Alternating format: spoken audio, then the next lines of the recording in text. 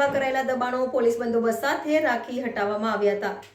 અંકલેશ્વરની ઔદ્યોગિક વસાહતના રહેણાંક વિસ્તારમાં સરકારી જમીન પર ગેરકાયદેસર રીતે ઊભા કરાયેલા દબાણો દૂર કરાયા. ચાણક્ય સ્કૂલ નજીકના દબાણ હટાવાયા. પોલીસ બંદોબસ્ત સાથે રાખવામાં આવ્યો. આવનારા સમયમાં પણ કામગીરી ચાલુ રહેશે.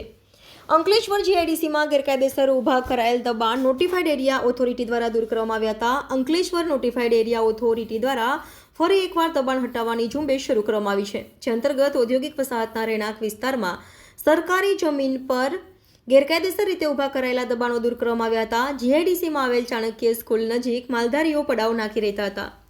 નોટિફાઈડ એરિયા ઓથોરિટીના ચીફ ઓફિસર ચિંતન પટેલના માર્ગદર્શન હેઠળ આજરોજ આ દબાણો દૂર કરાયા હતા.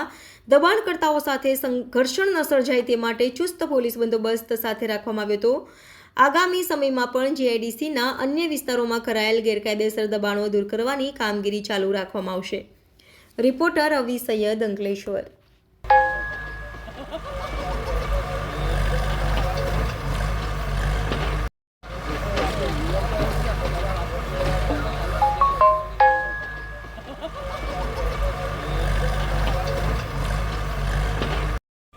આજથી દબાણ દૂર કરવાની કામગીરી ચાલુ કરવામાં આવી છે.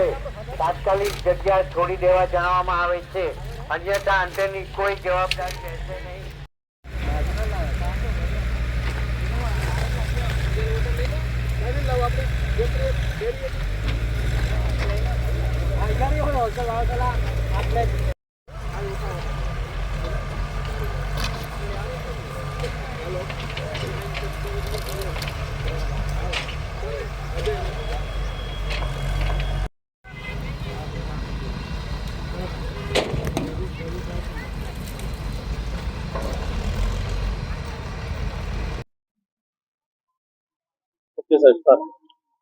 આજ રોજ જીઆઈડીસી નોટિફાઈડ દ્વારા જીઆઈડીસીની જમીનમાં થઈ રહેલ દબાણને પોલીસ પ્રોટેક્શનની લઈને દૂર કરવામાં આવી રહ્યું છે, જેમાં પોલીસ દ્વારા સારો સપોર્ટ મળેલો છે.